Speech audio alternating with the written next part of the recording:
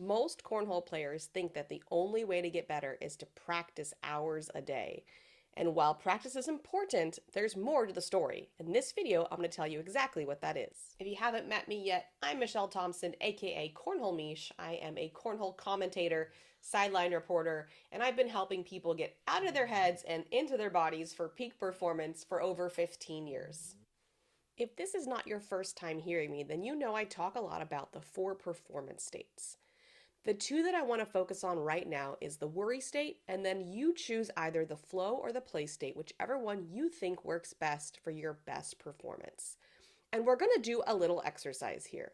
I said that practice is not all that you need, and that's because the practice is great to get the mechanics down and to also give you confidence that you can trust your body and your arm and your throw. That is super important. However, as soon as you step into a high pressure situation or even just any old tournament, all that practice is not going to matter if you're not in the right state. So, I want to talk about these states and how you can understand outside of the tournament what's going to work best for you. Now, all of you are probably familiar with the worry state. You've heard me talk about it. I want you to think about a time when you were in a tournament and you were in the worry state. What happened? Physically in the body, what happened? Did your heart rate accelerate? Did you start sweating? Did you tense up? Actually put yourself in that situation and see if you can remember what that feels like in the body. That's the easy one. I think every single person, if I gave you a few minutes, could bring up that state and remember exactly what that feels like. And it's going to look a little different for all of you. The more difficult one is going to be either the play or the flow state. So before I ask you to think about a specific state, I want you to think about a specific time. When was a time when you felt like you played your best and you didn't have any worry, or if you did, you quickly shifted out of it? So right now, if you could think about a time when you played your very, very best, and maybe you even exceeded your normal ceiling, so you played better than you ever have before, or you at least played up to the potential that you know you can and that you've seen in practice or when there's no pressure, or even in that down and back before the fist bump and things get hairy. And if you think about that time, what does that feel like? So if you had to describe how you feel, so maybe you might say things like, I was playing really loose and free, or I was playing really focused and in tunnel vision. So think about what you were thinking, what you were feeling, and then ask yourself, does this feel like more of a play state type of state or a flow state type of state? Was it more light and free and kind of, I don't want to say careless, but just kind of really like loosey-goosey and it just was fun and easy? Or did it feel really focused and like you're probably a lot of focused on what you're doing? So it's just like putting every bag in the hole. It's just you and the board and the hole. You don't really see anything else, and you're ultra locked in. And it's like the time slows down. So whichever one of those that you resonate with, that's what you're going to talk about as your ideal state. And it doesn't matter if it's play or flow because everyone's going to be different. And I have a hunch that a lot of you, depending on where you're at in your skill level, are probably starting out in play state. And you may decide one day that you want to shift into flow state, or some of you just want to be in play state for the rest of your career. And that's totally fine. The important thing is to know what it looks and feels like. And write that down. Write down the words that you were thinking, the way you would describe how you were, your feelings, the physical sensations in the body, all of that. Write it all down. And I'll tell you what to do next. Okay, so now that you know what the worry state feels like and you know what the player flow state feels like, the key here is now to know how to intentionally step into that state. And everything you do leading up to the game and everything you do when things go wrong are going to be dependent on the state you're trying to bring up. So, for example, if you're a play state person, your sort of pre-routine is probably not going to be, let's go, we got this, like that intensity, right? Because that's not going to bring up the play state. And while you might think like, well, that would get me fired up, if you know in the exercise I just asked you, when you play the best, if it's play state, then your pre-routine needs to be playful. It needs to be kind of laughing and like, this is going to be fun. Let's see what happens, like real loosey. Versus if you're a flow state person, don't tell yourself, just have fun, just be light and free, because that's not the state you're trying to create. So once you know what you're trying to create, you're going to design some kind of pre-routine that actually creates that state, not the one you think you should be in, not the one that you're not really thinking about what state it creates, you're just coming up with things that you think you should say and feel. It doesn't always have to be positive. It could be intense. If you are an intense competitor, then allow your pre-shot routine to conjure up intensity because that's what works for you. So you need to know exactly what works for you. And if you're playing doubles, communicate that with your partner. Say, hey, these are the kinds of things that I need to hear in these situations. That's what works best for me. I'm trying to stay in a light, airy play state, or I'm trying to stay in a locked in flow state. So please don't talk to me unless absolutely necessary because I'm trying to block literally everything out. Or talk to me, make me laugh, be goofy because that helps me stay in a loose state that I want to be in. So once you understand exactly what you want from yourself, and if you have a partner, what you need from them, now you at least have a starting place that you're being intentional about what the heck you're doing when you step up to the boards.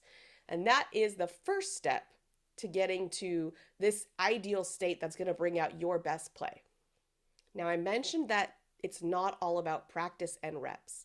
Yes, you need to practice because you have to trust yourself that you can actually do this. By the way, if you're the type of person that has enough confidence in yourself that you think you can accomplish anything without a lot of practice, you'll probably you'll be fine. You'll just do great just like that.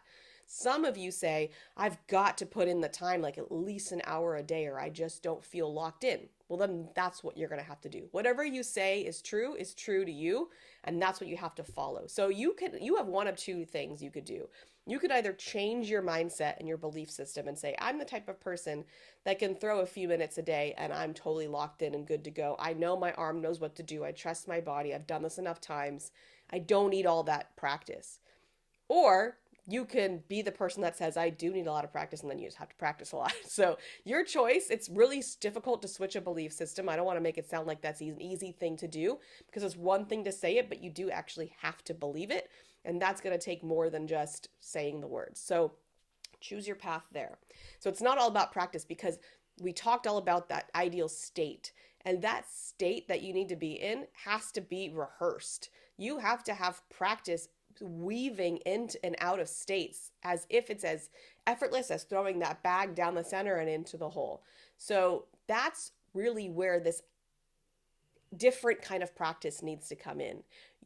But the cool thing, you can do this outside of cornhole. When you're in situations, you can weave in and out of states. You could say, right now, I want to intentionally put myself in a different state. And you can do that just by thinking about those things, right? So right now I'm feeling really light and playful and fun. I'm thinking of maybe a funny memory. I'm getting loose and I could feel my body just release tension and get into that state.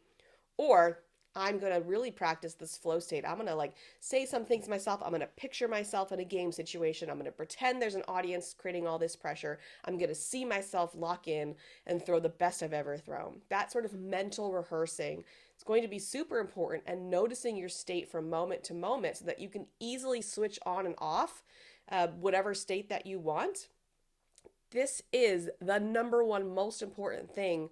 And it's, I would say, even more important than practice, assuming you're not brand new and you actually have mechanics down. I think there's nothing more important than understanding how to intentionally put yourself in the state that you perform the best. I've got one more thing that I think is super important to kind of round all this out. There's one more state, I guess I always talk about the 4 performance states, but there's one more I just want to touch on, but I don't want you guys to get necessarily attached to this state. It's kind of a fallback state. We're going to call it the skills state. And that is when you're literally just focused on getting the job done. So you're not in flow, you're not in play, you're not in mindless, you're not in worry, you're not on fire, you're not loose, and it's very neutral and business-like. It's you're not overthinking, you're not zoning out. It's not chasing that flow feeling. You're just executing mechanics. I'm here to do the job. It's very robotic, and it's not realistic that state is something you can necessarily be in all the time. because you're human. So trying to be robotic is going to be more difficult than trying to master play or flow. But it is a great state to kind of default when things are just not going your way. You're trying to get into flow, it's not happening. You're trying to get into play, it's not happening. This is your neutral default state that hopefully kind of ramps you up so that you can go into a more locked in or playful place.